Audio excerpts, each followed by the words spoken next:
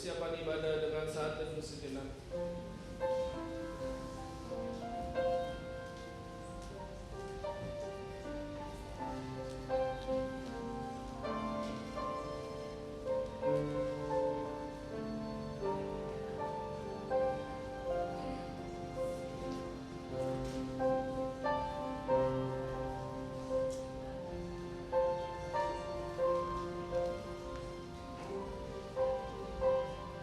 Jemaat, dengan berdiri kita akan menyanyi PKJ 3, Ajaib Namanya.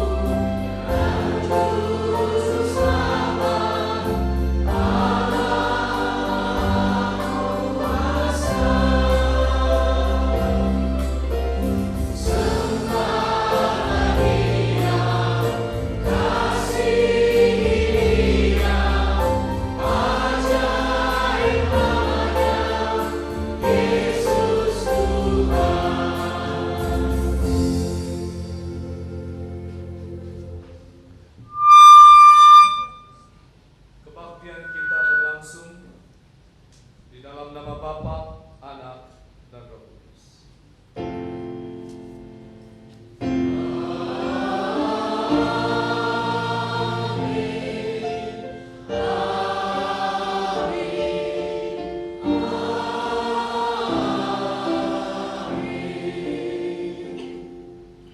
Kasih, karunia, dan damai sejahtera dari Allah Bapa kita dan dari Tuhan Yesus Kristus menyertai saudara sekalian.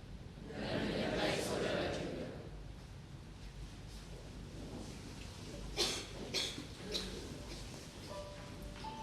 Saudara kekasih di dalam Yesus Kristus, tema kita berbicara tentang kala kekuasaan tak memberi ruang bagi kehadiran yang lain. Saudara-saudara, seorang antropolog mengatakan bahwa naluri manusia adalah keinginan untuk berkuasa. Tetapi dalam kenyataan selalu ada pihak yang berkuasa dan ada pihak yang dikuasai. Dan kita sebagai orang percaya, saudara-saudara, bagaimana kita bersikap manakala kita diberikan tanggung jawab untuk memiliki kekuasaan, tetapi juga di sisi lain, andai kata kita menjadi orang yang dikuasai, bagaimana juga kita harus bersikap terhadap situasi-situasi tertentu. Itu yang akan kita renungkan pada hari ini. Kita naikkan pujian, ada yang bertanya.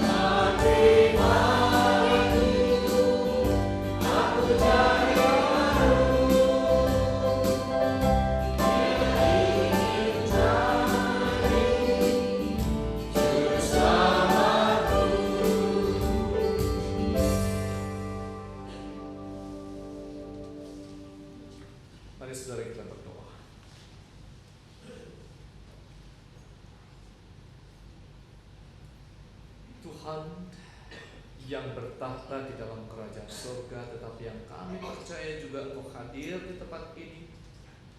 Karena Engkau bersabda 2-3 orang berkumpul di dalam nama-Mu, Engkau ada di tengah-tengah. Dan kami dalam persekutuan yang indah ini di minggu akhir di tahun 2013,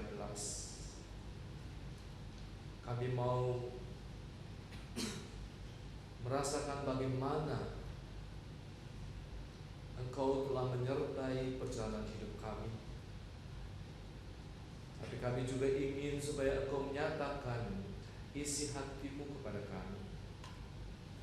Kami sadari ya Tuhan, di dalam kami menjalani kehidupan ini tidak selalu berjalan mulus, dan tidak selalu kami mendasarinya pada kehendak dan rencana Tuhan.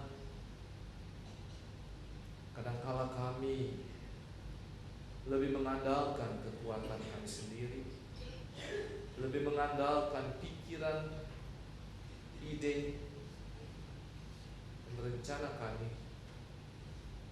Dan tidak jarang ya Tuhan, kami juga jatuh di dalam berbagai macam kesalahan, sehingga hidup kami tidak memuliakan Tuhan. Bahkan kami lalai di dalam melaksanakan misi Tuhan.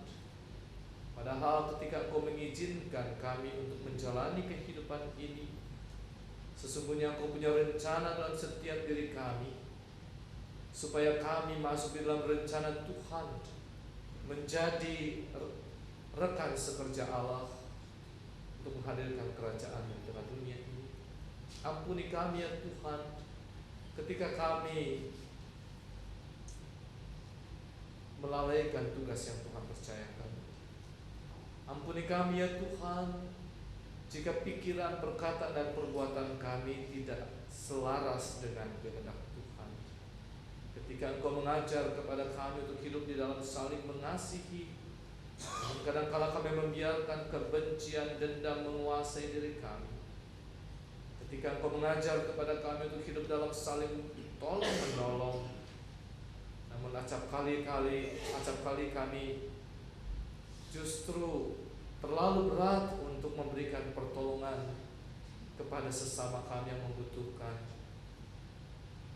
Ampuni kami ya Tuhan, jika Kau perhitungkan setiap pelanggaran ini, sungguh kami adalah manusia yang berdosa, yang tidak layak untuk hadir di tempat kudus ini. Kami datang sebagai orang-orang yang letih lesu dan berbeban berat, yang memohon pengampunan daripada-Mu. Karena itu ya Tuhan, kami memohon belas kasihan Tuhan, karena kami memohonnya di dalam nama Tuhan kami Yesus Kristus, yang sudah mencurahkan darah di atas kayu salib, yang hanya padanya ada pengampunan dan penebusan. Dalam nama-Mu kami naikkan doa ini. Amin.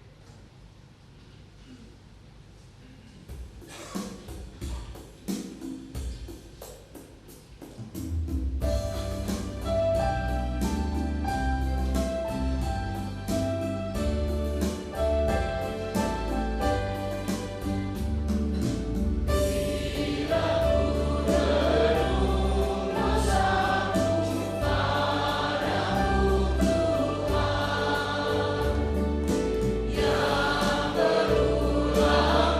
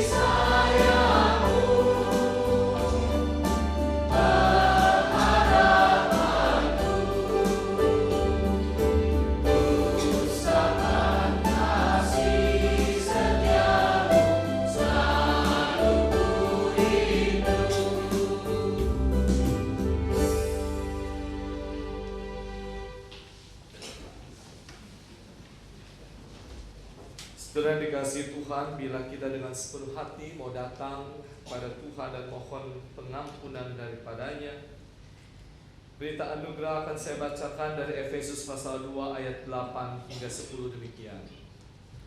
Sebab karena kasih karunia kamu diselamatkan oleh iman. Itu bukan hasil usahamu, tetapi pemberian Allah. Itu bukan hasil pekerjaanmu. Jangan ada orang yang memegahkan diri. Karena kita ini buatan Allah, diciptakan dalam Kristus Yesus untuk melakukan pekerjaan baik yang dipersiapkan Allah sebelumnya. Ia mau supaya kita hidup di dalamnya. Setelah demikianlah berita anugerah dari Tuhan.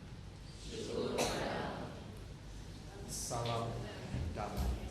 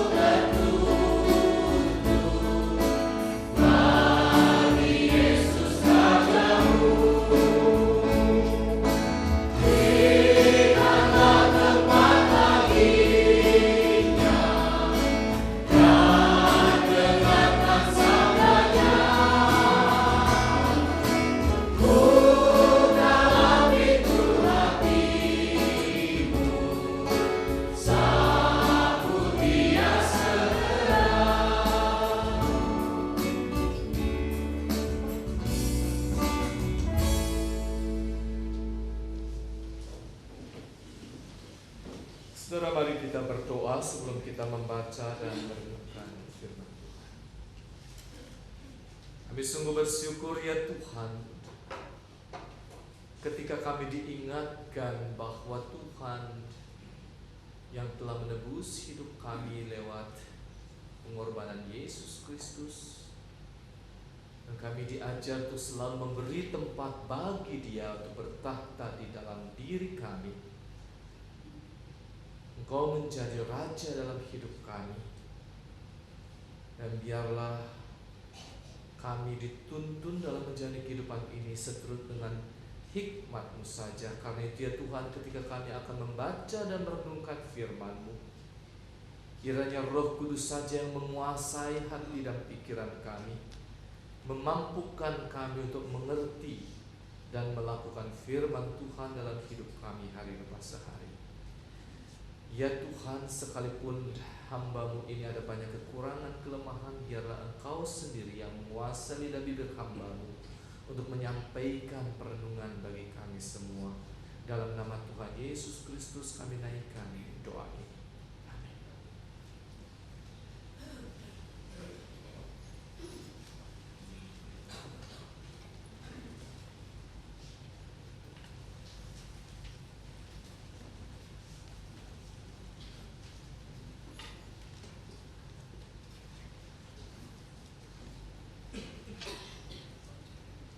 Bacaan diambil dari Yesaya 63 ayatnya 7 sampai 9.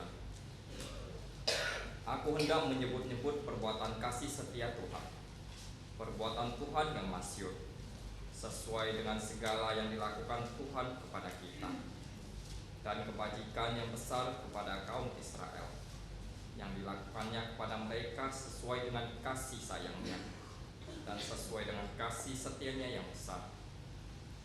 Bukankah Ia berfirman, sungguh merekalah umatku, anak-anak yang tidak akan berlaku curang. Maka Ia menjadi juru selamat mereka dalam segala kesesakan mereka. Bukan seorang duta atau utusan, melainkan Ia sendirilah yang menyelamatkan mereka. Dialah yang menebus mereka dalam kasih-Nya dan belas kasihan-Nya, yang mengangkat dan menggendong mereka selama zaman dahulu kala. Demikianlah sabda Tuhan.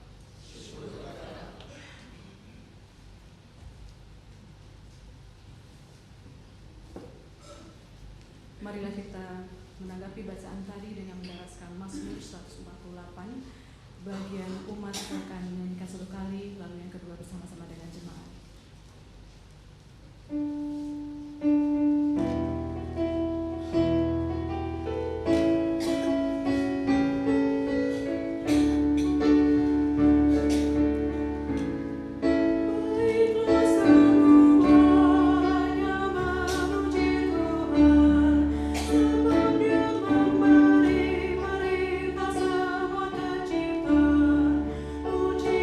Tuhan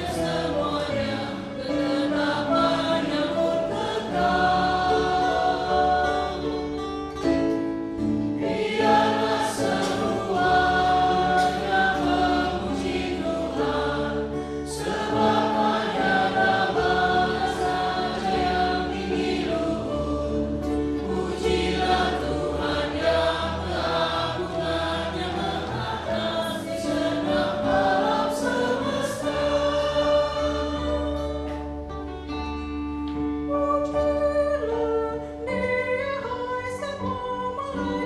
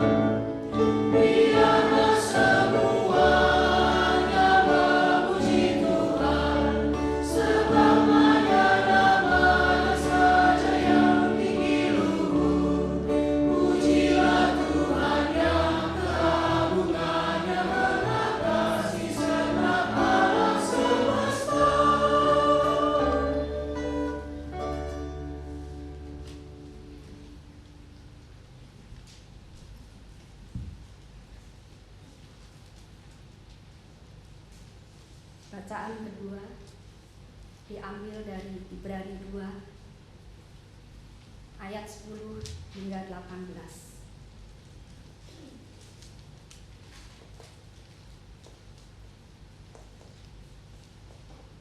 Sebab memang sesuai dengan keadaan Allah yang baginya dan olehnya segala sesuatu dijadikan, yaitu Allah yang membawa banyak orang kepada kemuliaan, juga menyempurnakan Yesus yang memimpin mereka kepada keselamatan dengan penderitaan.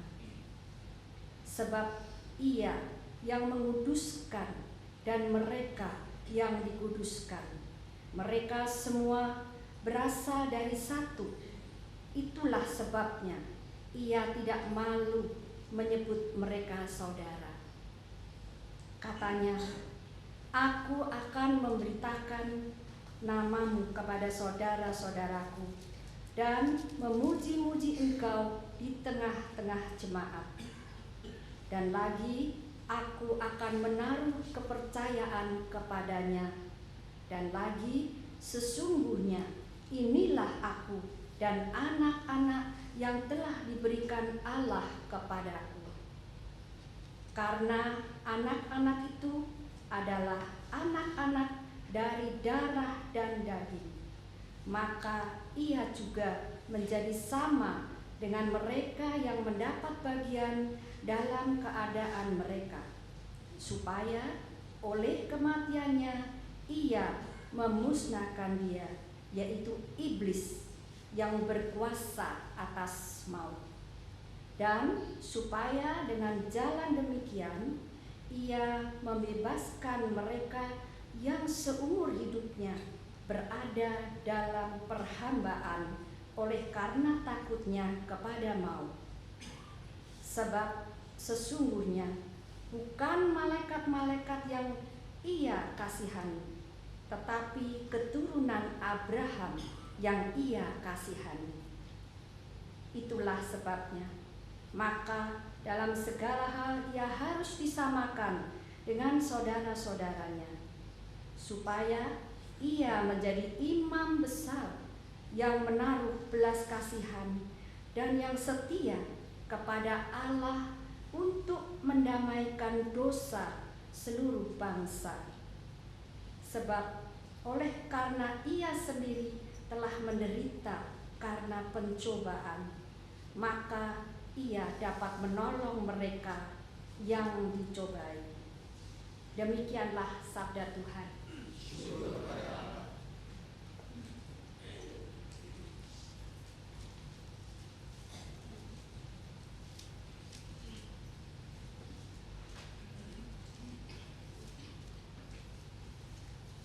Saudara yang dikasihi Tuhan, pembacaan Injil ambil dari Injil menurut Matius pasal yang kedua ayat 13 sampai dengan ayat 23.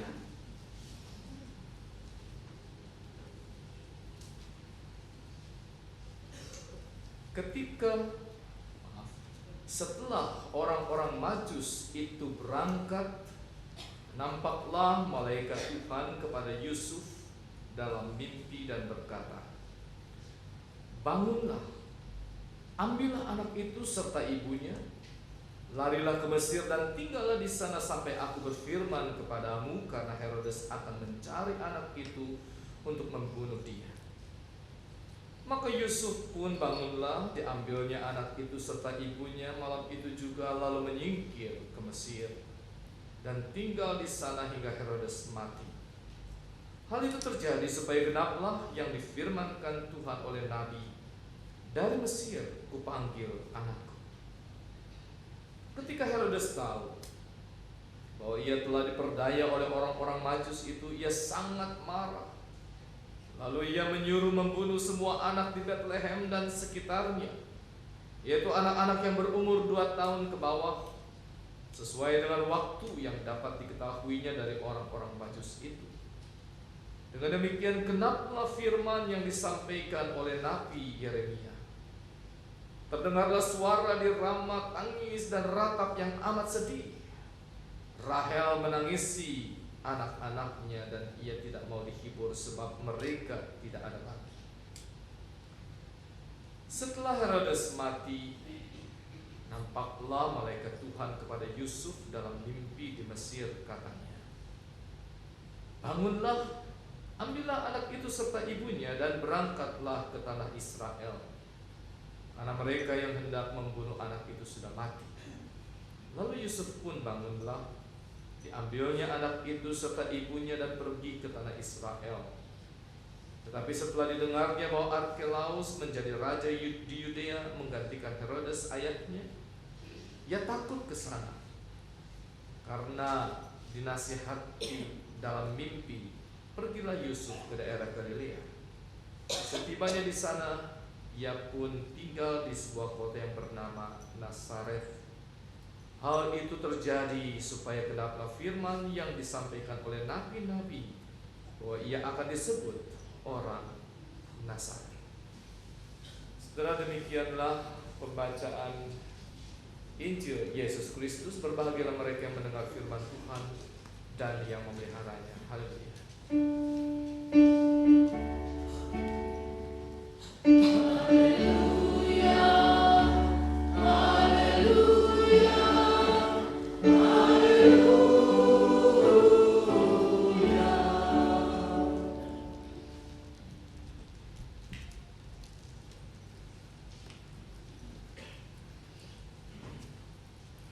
Saudara yang dikasihi Tuhan, sebuah keluarga atau sekelompok orang yang harus mengungsi bisa terjadi karena berbagai sebab.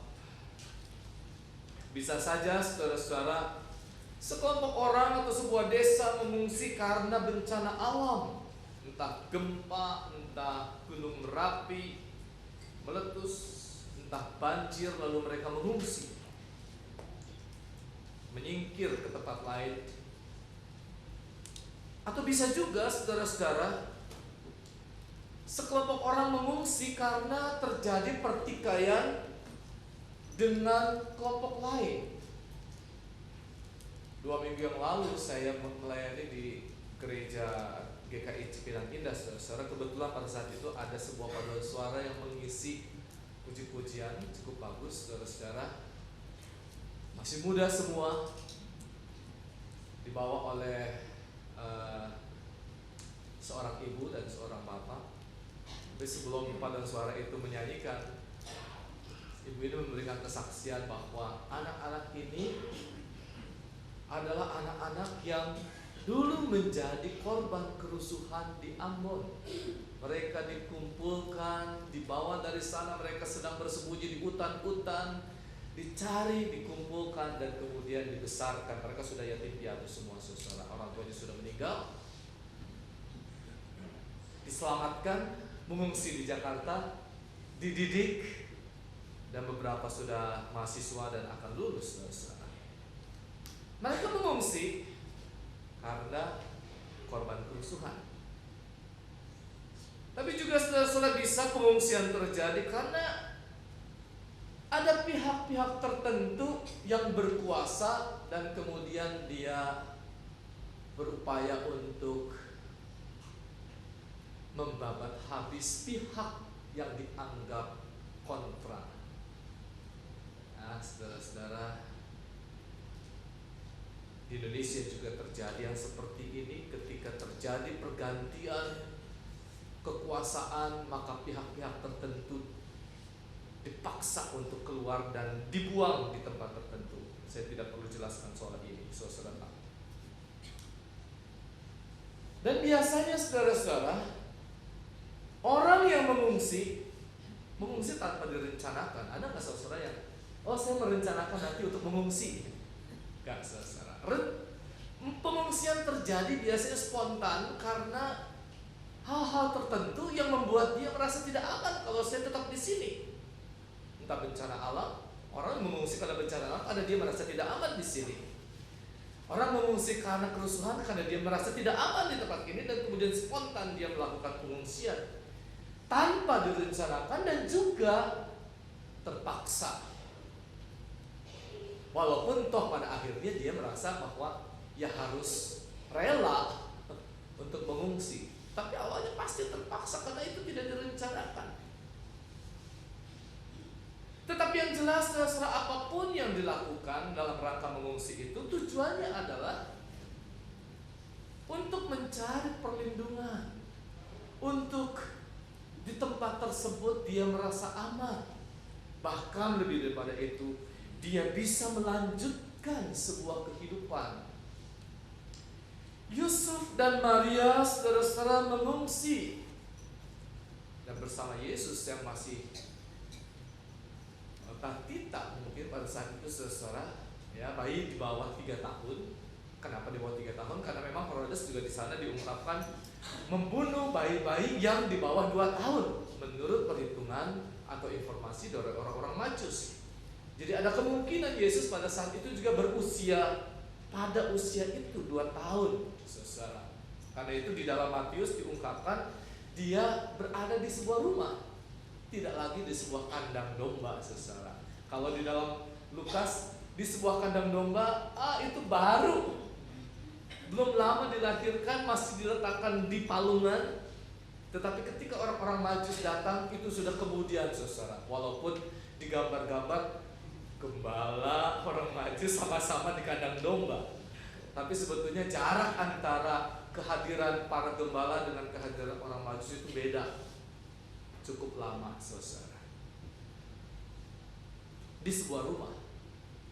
Tetapi yang jelas, saudara-saudara, bahwa Yusuf dan Maria mengungsi dan Yesus ke Mesir bukan karena bencana alam, juga bukan sebuah kerusuhan, saudara, karena sebenarnya situasi pada zaman itu damai-damai saja, walaupun memang posisi orang-orang Israel atau Israel itu di bawah penjajahan Romawi atau di bawah kekuasaan Raja Boneka Herodes.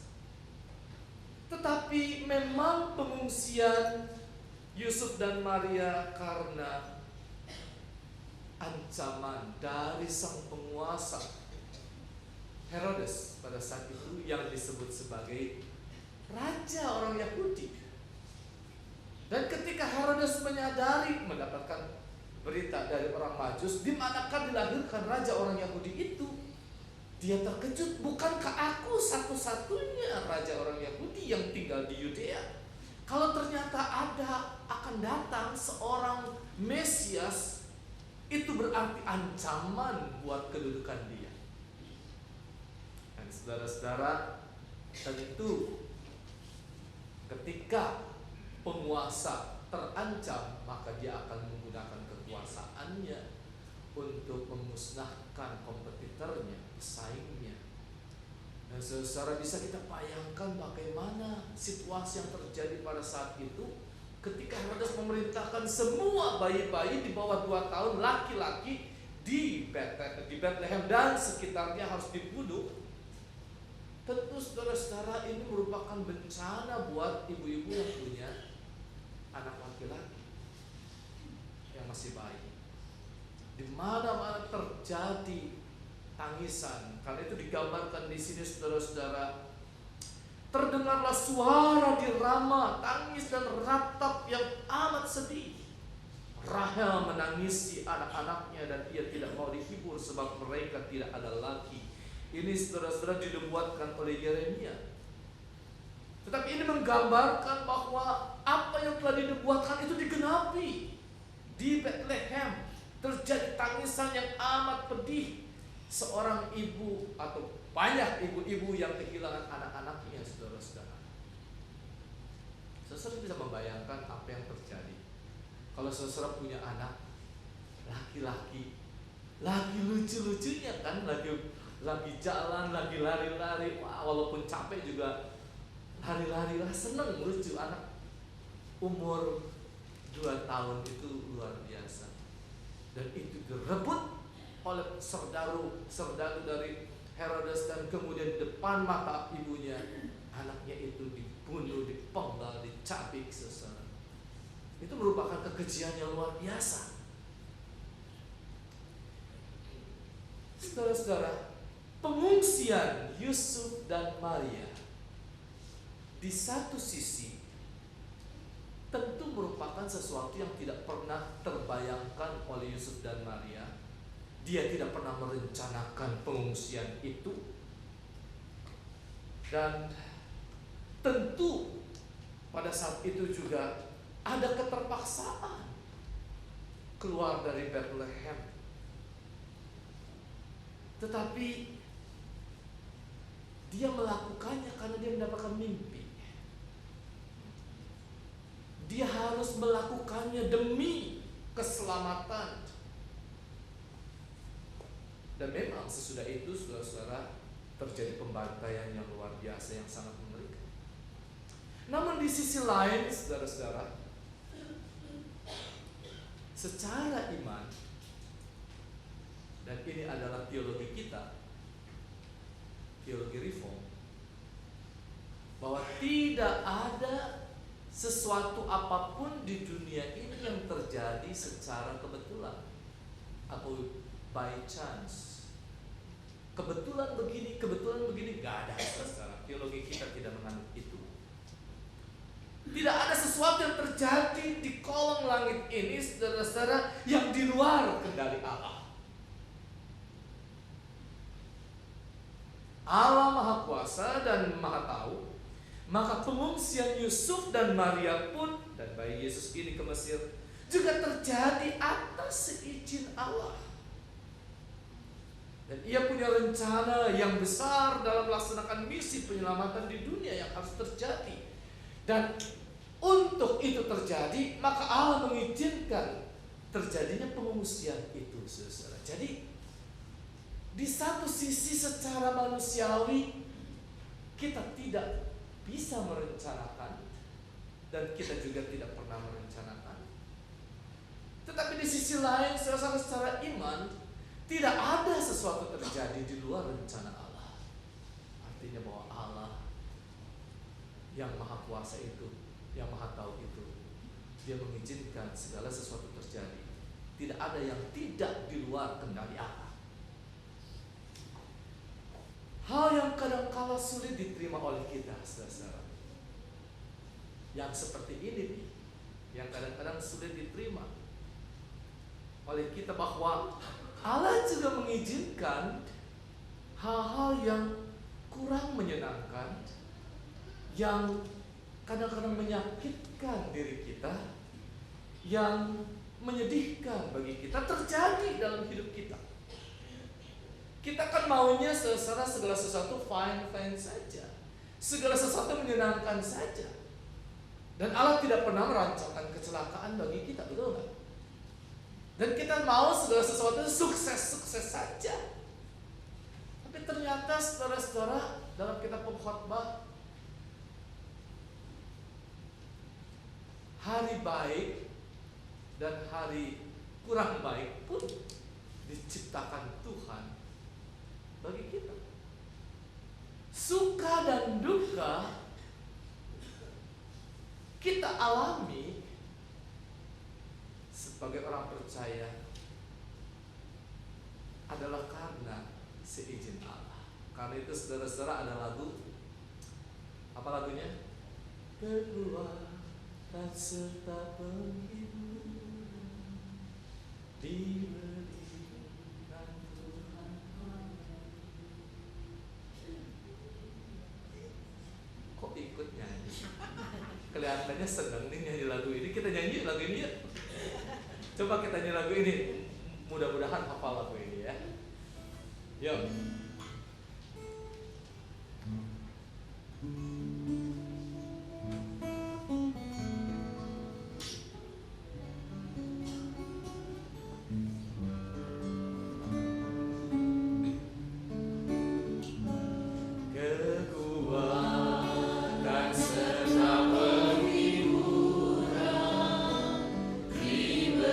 Diberikan Tuhan padamu.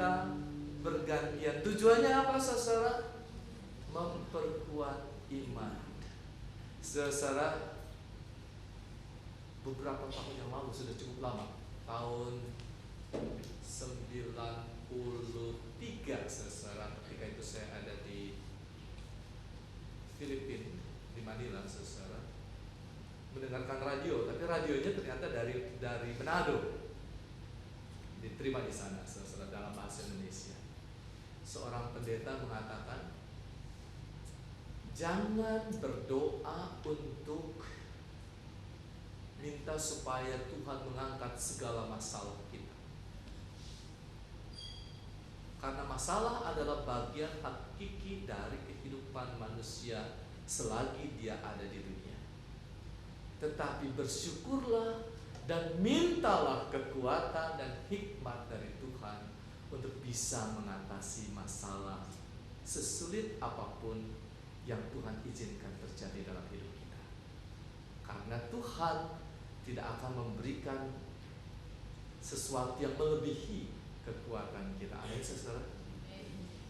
Dan saudara, 52 minggu kita jalani dalam hidup di tahun 2013 ini, saudara-saudara, selalu saja ada suka dan duka yang silih berganti. Dan itu tujuannya adalah supaya kita menjadi semakin kuat dan semakin bersandar kepada Tuhan. Mintalah kepada Tuhan untuk membimbing perjalanan hidup kita. Kalaupun toh kita harus melewati sesuatu yang tidak menyenangkan, yang menyakitkan, menyedihkan, lihatlah secara iman. Kalau itu terjadi dalam hidup kita, kita percaya itu di dalam rencana Tuhan, dan Tuhan mau supaya kita mengalami sebuah pertumbuhan. Mintalah kepada Tuhan untuk bisa kita dibimbing mengatasi setiap persoalan hidup ini. Nah, saudara-saudara, jadi di sisi lain pengungsian Yusuf dan Maria dan Yesus ke Mesir ada di dalam rencana Tuhan. Karena itu dikatakan di sana supaya genaplah yang difirmankan Tuhan oleh Nabi, dari Mesir kupanggil anakku. Itu berarti bahwa sudah dinubuatkan, Allah sudah merencanakan bahwa nubuat-nubuatan itu akan digenapi di dalam kehidupan Yesus. Dan memang saudara-saudara, kalau kita melihat begitu banyak peristiwa-peristiwa yang dinyatakan di dalam Alkitab adalah bagian dari rencana Allah. Yakub dan keluarganya yang disebut dengan Israel ke Mesir karena bencana kelaparan. Kalau tidak ada bencana kelaparan, ya tidak akan ke Mesir. Tapi Allah izinkan terjadi bencana kelaparan itu supaya terjadi. Keluarga Yakub pergi ke Mesir dan kemudian di sana dia akan beranak pinak dan selama 300 tahun di sana, dan akhirnya keluar dari Mesir di bawah kepemimpinan Musa. Dan yang luar biasa, saudara-saudara, kitab Matius ini kitab Matius ini, kalau saudara pelajari dengan lebih cermat, saudara, nanti boleh saudara di rumah pelajari, baca secara utuh kitab Matius ini dari awal sampai akhir, saudara-saudara. Kitab Matius ini seakan-akan seakan-akan disejajarkan dengan kitab Musa. Kitab Musa itu disebut dengan kitab apa? Pentateuch. 5 kitab Musa, yaitu Kejadian, Keluaran, Imamat, Bilangan, Ulangan. Kejadian. Dan Injil Matius ini juga dibagi dalam 5 bagian. Dimulai dengan silsilah Yesus. Silsilah itu dalam bahasa Inggrisnya adalah genealogy, dan itu sejajar dengan Genesis, kitab Kejadian. Kitab Kejadian bicara tentang apa, saudara? Penciptaan siapa? Bukan. Kitab Kejadian bukan mau berbicara tentang penciptaan alam semesta. kitab Kejadian mau berbicara tentang asal muasal yang namanya bangsa Israel. Dari mana asal usul bangsa ini? Begitu tahu-tahu muncul sebuah bangsa yang begitu besar di Israel, di Mesir awalnya. Dan itu diceritakan dalam kitab Kejadian mulai dari penciptaan, kemudian Adam, Hawa, Nuh, kemudian Terah, dan kemudian Abraham, sampai kemudian Ishak, Yakub ke Mesir, Yusuf dipelihara, dan berakhir pada peristiwa di mana Yakub mati dan orang Israel ada di Mesir akan keluar dari Mesir. Jadi kitab Kejadian berbicara tentang asal muasal bangsa Israel. Injil Matius juga mau berbicara bagian awalnya adalah asal muasal dari Israel yang baru, yaitu gereja.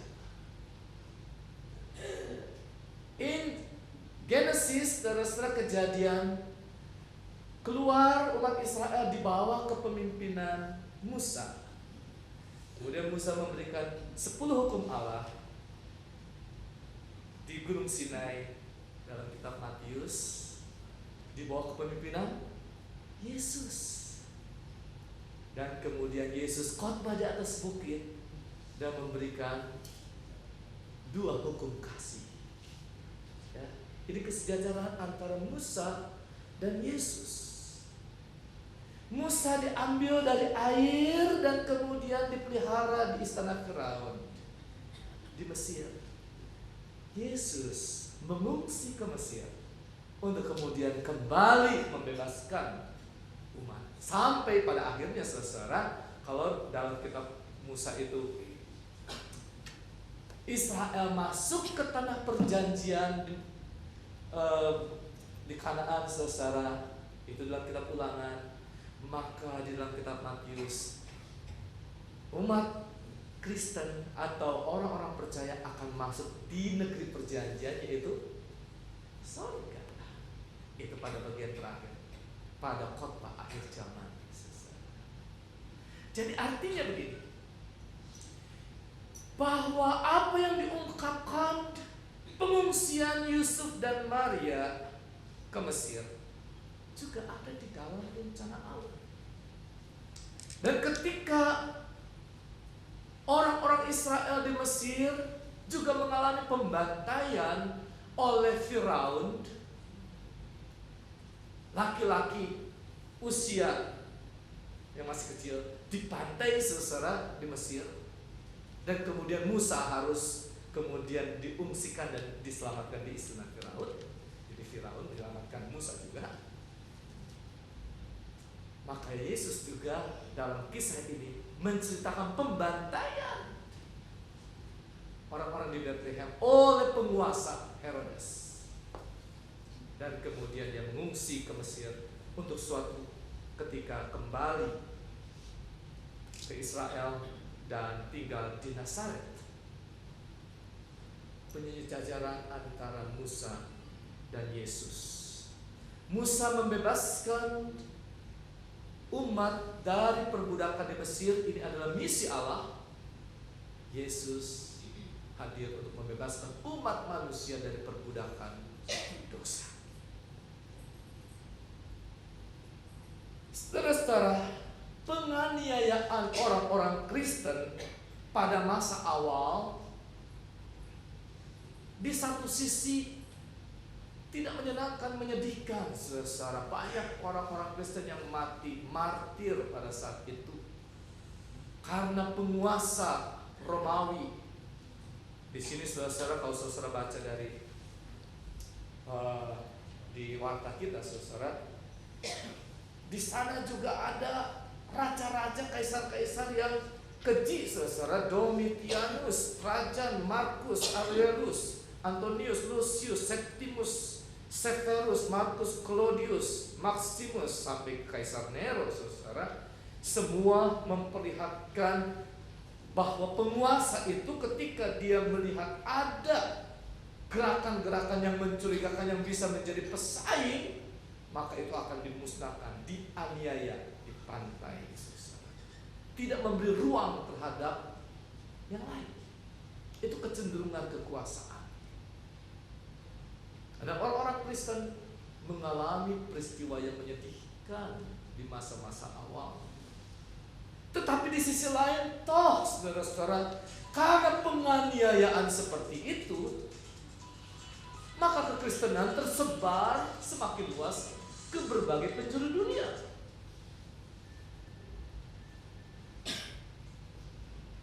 Allah dapat menggunakan penguasa keadaan yang buruk untuk menggenapi rencana. Di satu sisi ini keadaan yang bukan ideal, ini keadaan yang tidak menyenangkan, ini keadaan yang menyedihkan, ini keadaan yang harus diperbaiki. Tetapi pada saat yang sama Allah bisa mengubah keadaan itu untuk menggenapi sebuah rencana Allah. Jadi saudara-saudara, di satu sisi Allah tidak menghendaki penguasa keji dan lalim seperti Firaun dan Herodes yang memang cenderung untuk menindas dan tidak memberi ruang kepada pihak lain yang berbeda, tidak mau berbagi ruang, dan kekuasaan itu tidak akan pernah puas. Kekuasaan itu cenderung menyingkirkan pesaing dan menciptakan teror dan pembunuhan dan penindasan.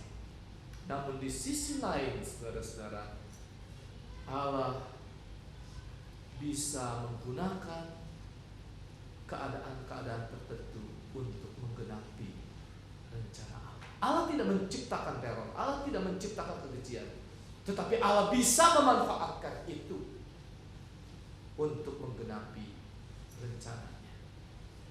Itu seakan-akan saudara seperti orang berhadapan dengan ombak yang besar di tepi pantai, saudara-saudara. Bagi kita yang tidak bisa memanfaatkan ombak itu, maka ombak itu bisa membinasakan diri kita. Kalau kita di tepi pantai dengan gelombang yang besar, saudara-saudara, dan kita tidak bisa memanfaatkannya, maka kita bisa akan tergulung dengan ombak itu dan membinasakan kita.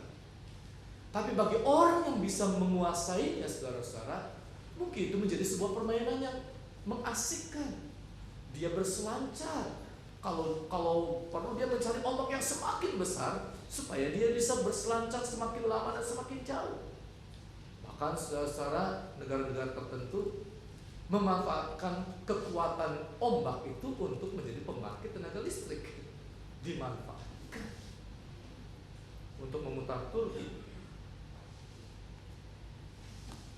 Saudara-saudara yang kekasih dalam Yesus Kristus, jadi apa yang terjadi dalam kehidupan dunia ini, saudara-saudara, sebagai orang percaya, ketika kita menjalani kehidupan ini di dalam genggaman tangan Tuhan, maka tak satu pun yang terjadi di luar kendali Allah. Itu yang perlu kita imani. Allah turut bekerja dalam segala hal untuk mendatangkan kebaikan bagi setiap orang yang mengasihi Dia, yang terpanggil sesuai dengan rencana Allah. Itu di dalam Roma pasal yang ke-8 ayat 28. Ya. Kita ada dalam genggaman tangan Allah. Tetapi di dalam genggaman tangan Allah bukan berarti bahwa semuanya nyaman-nyaman saja sesuai dengan keinginan hati kita.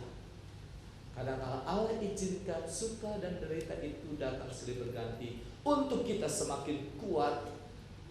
Seperti seorang anak yang dituntun, kadang-kadang dia juga jatuh, sakit lututnya, tetapi itu dilakukan dan harus terjadi supaya dia semakin tegak berdiri dan siap melakukan misi Allah.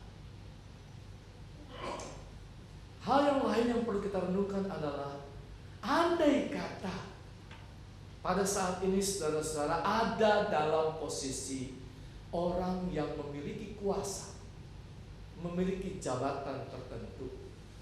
Kuasa itu saudara-saudara bisa berarti kalau Alvin Toffler mengatakan orang yang berkuasa itu jika ada 3 hal. Jika dia punya pengetahuan, maka dia akan berkuasa. Jika dia punya kekuatan, harta, saudara, orang yang punya harta dia akan berkuasa atau menguasai orang yang tidak punya harta. Lalu yang ketiga adalah orang yang punya senjata, dia akan berkuasa terhadap orang yang tidak punya senjata, yang lemah. Nah, saudara-saudara, jika saat ini saudara-saudara ada dalam posisi di mana sudah punya harta, punya jabatan, atau saudara-saudara punya harta dan kemudian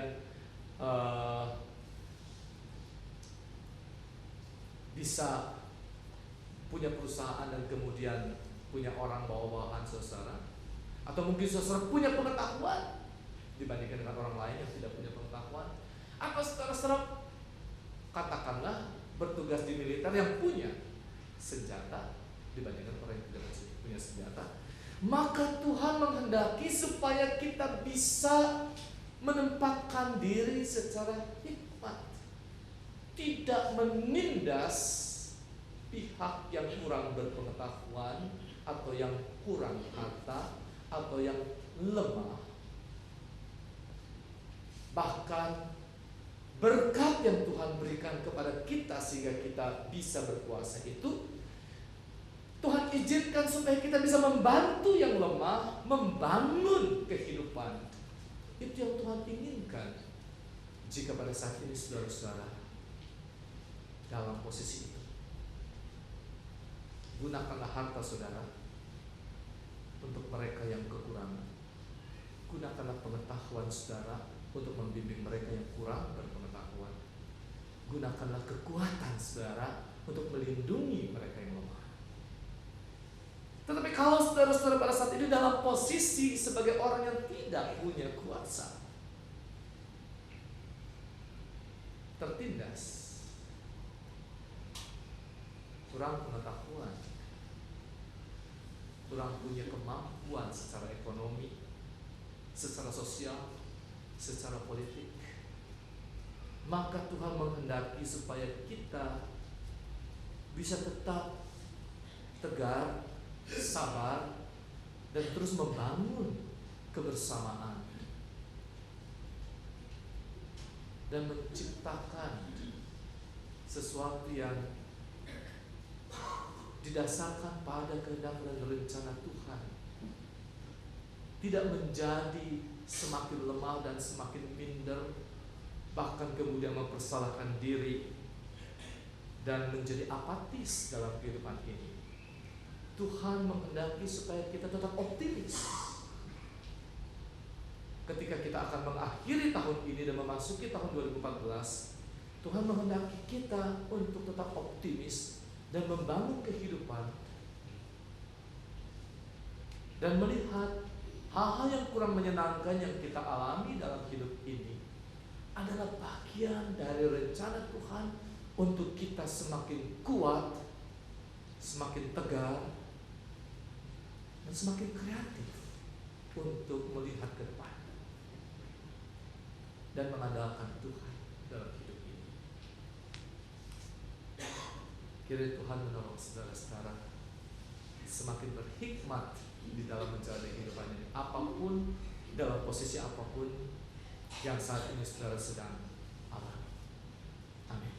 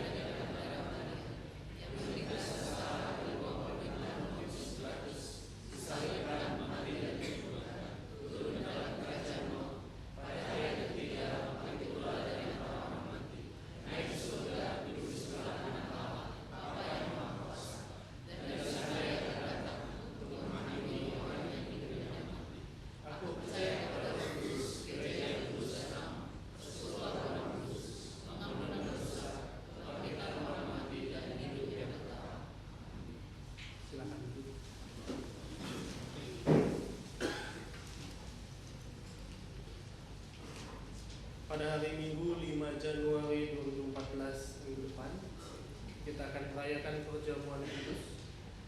Dan untuk menyambut dan juga ikut serta di dalam perayaan tersebut, marilah kita mempersiapkan diri secara bersama-sama.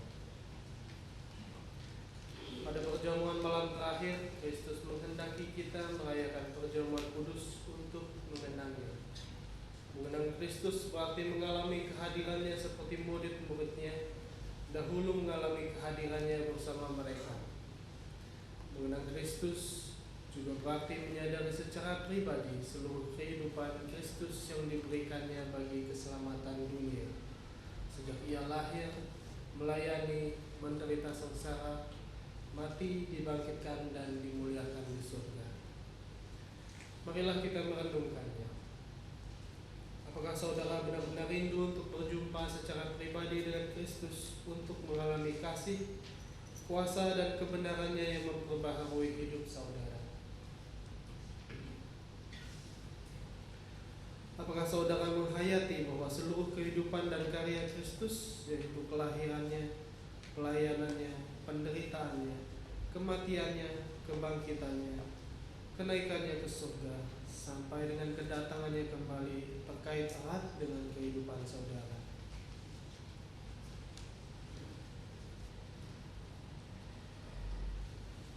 Pada perjamuan malam terakhir, ketika Kristus memecah roti dan mengangkat cawan, Ia membagikan tubuh dan darahnya sendiri kepada murid-muridnya. Menerima tubuh dan darahnya berarti dipersatukan dengan Kristus sehingga Ia menjadi kepala dan kita tubuhnya. Menerima tubuh dan darahnya berarti dipersatukan dengan semua orang yang menerimanya, juga menjadi satu tubuh dan satu roh. Marilah kita merenungkannya. Apakah saudara menghayati bahwa Kristus adalah kepala seluruh kehidupan saudara dalam hidup berjemaat dan bermasyarakat, dalam keluarga dan juga pekerjaan saudara?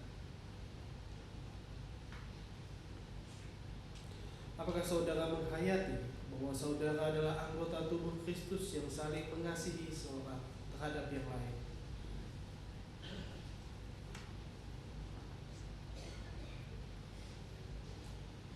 Ketika kita bersatu dengan Kristus, roti hidup yang dipecah-pecahkan bagi dunia ini, kita pun dipersatukan dalam kematian dan kebangkitan Kristus. Dipersatukan dengan Kristus berarti diutus untuk mengosongkan dan juga menyangkal diri, memikul salib serta mengikut Kristus. Dipersatukan dengan Kristus berarti diutus untuk memberi hidup kita demi keselamatan dunia. Marilah kita kembali merenungkannya. Apakah dalam persekutuan dengan Kristus, saudara mau berkorban dan menjadi berkat bagi sesama saudara?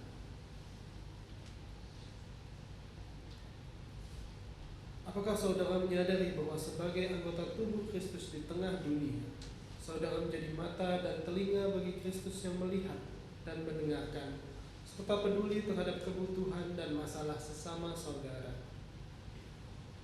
Sudahkah saudara menjadi mulut bagi Kristus yang menyuarakan kebenaran dan juga keadilan di dalam lingkungan saudara? Sudahkah saudara menjadi tangan bagi Kristus yang berkarya memperjuangkan damai sejahtera di muka bumi? Kiranya Roh Kudus menolong kita semua di dalam mempersiapkan diri untuk merayakan perjamuan kudus pada hari Minggu mendatang tanggal 5 Januari.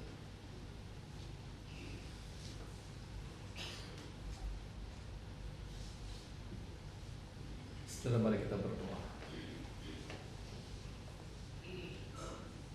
Tuhan, kami bersyukur atas penyertaan Tuhan dalam kehidupan kami. Ajarlah kepada kami untuk memandang akan setiap rencana Tuhan yang indah, sekalipun untuk melaluinya kami sadari bahwa perjalanan hidup tidak selalu bertabur bunga, tetapi kami harus melewati jalan yang berliku, kerikil yang tajam, yang berbatu-batu. Namun Engkau akan menyertai dan menuntun kami agar kami tidak jatuh tergeletak,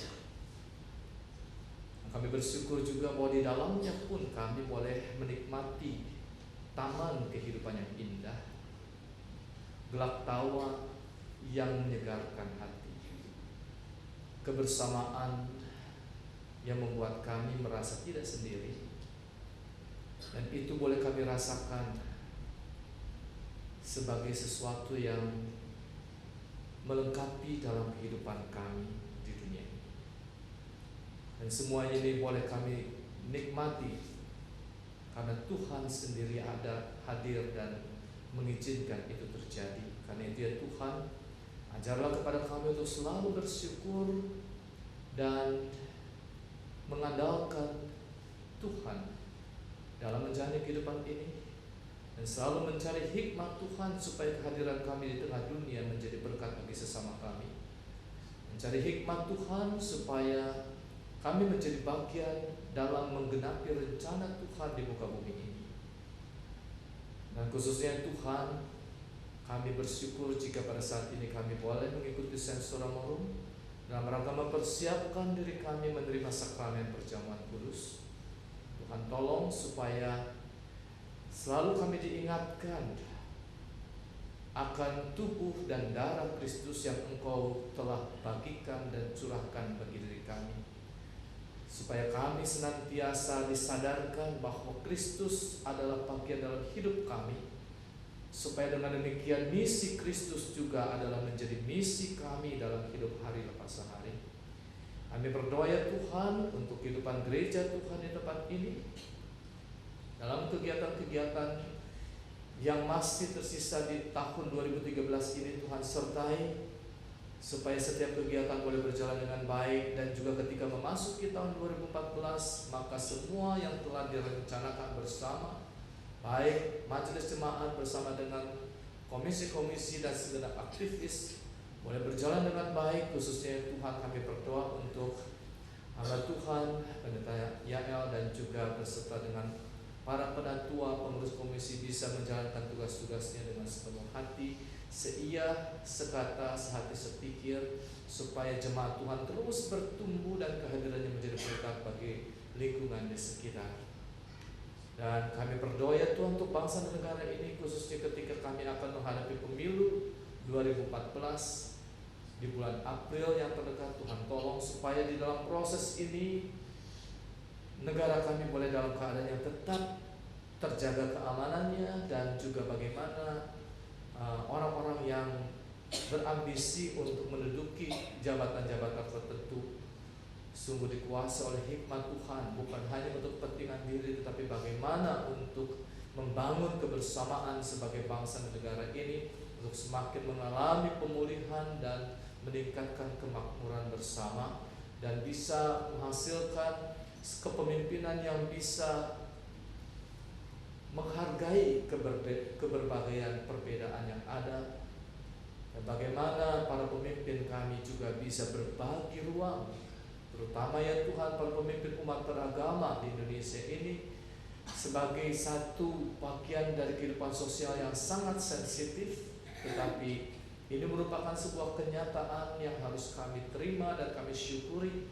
Dan biarlah Tuhan tolong para pemimpin agama ini juga bisa melihat bahwa perbedaan itu merupakan sebuah kekayaan, dan bagaimana kami bisa hidup di tengah perbedaan ini, hidup bersama-sama, berbagi ruang untuk menikmati kebersamaan di tengah kekayaan negara Indonesia ini. Terima kasih Tuhan, jika sebentar kami akan berpisah seorang dengan yang lain, pimpin kami dalam perjalanan, dan khususnya ketika kami diutus kembali ke tengah dunia ini, supaya hikmat Tuhan senantiasa menyertai kami dan menjadi pegangan dalam hidup kami menjalani di dalam kami menjalani kehidupan ini. Terima kasih Tuhan, kami mau satukan doa ini dengan doa yang Tuhan Yesus ajarkan. Bapa kami di surga, dikuduskanlah namamu, datanglah kerajaanmu, jadilah kehendakmu di bumi seperti di surga. Berilah kami pada hari ini makanan kami secukupnya, dan ampunilah kami segala kesalahan kami seperti kami juga mengampuni kesalahan kami, dan janganlah bawa kami ke dalam pencobaan, tetapi lepaskanlah kami daripada yang jahat, karena Engkau kerajaan dan kuasa dan kemuliaan sampai selama-lamanya.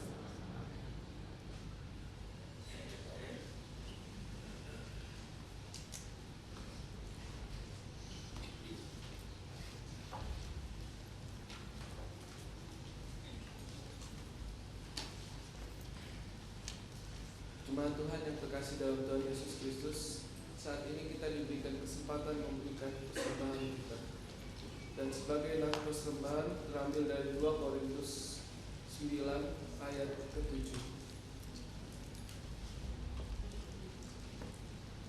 Hendaklah masing-masing memberikan menurut kerelaan hatinya, jangan dengan sedih hati atau karena paksaan, sebab Allah mengasihi orang yang memberi dengan sukacita. Kita akan menyanyikan lagu PKJ 147 bait yang pertama sampai ketiga. Di sini aku bawa.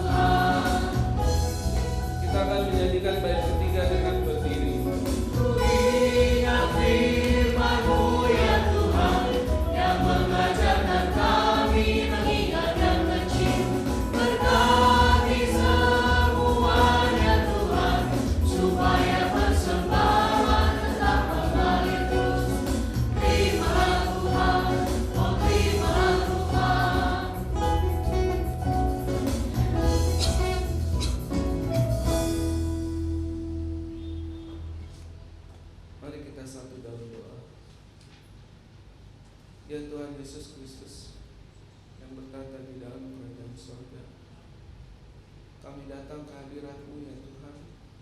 Kami mengucap syukur ya Bapa, kalau hidup kami senantiasa dipimpin dan diberkati oleh-Mu ya Bapa. Tuhan, kalau saat ini juga kami boleh diberikan kesempatan ya Tuhan, membawa persembahan kami, memberikan persembahan kami yang terbaik ini dengan kerelaan dan sukacita. Biarlah sekiranya Tuhan berkenan menerimanya. Kuduskanlah dan layakkanlah persembahan ini ya Bapa, sehingga persembahan ini Tuhan boleh berguna bagi sesama kami.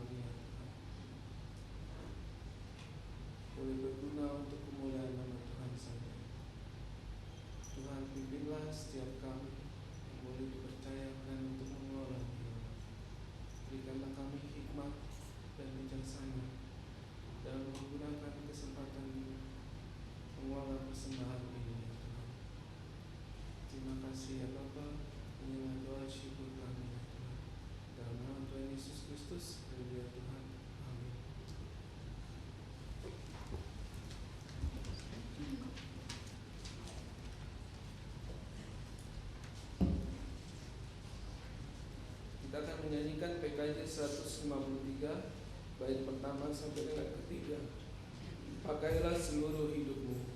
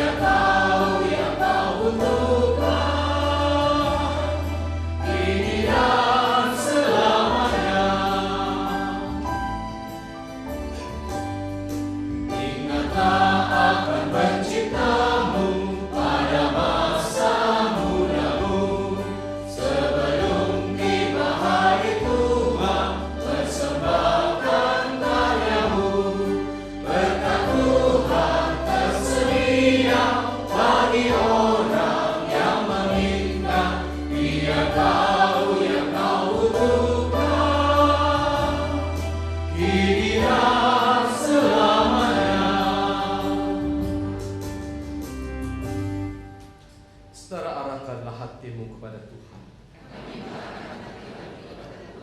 Jadilah saksi Kristus. Terpujilah Tuhan. Pergilah dengan sejahtera dan terimalah berkat Tuhan.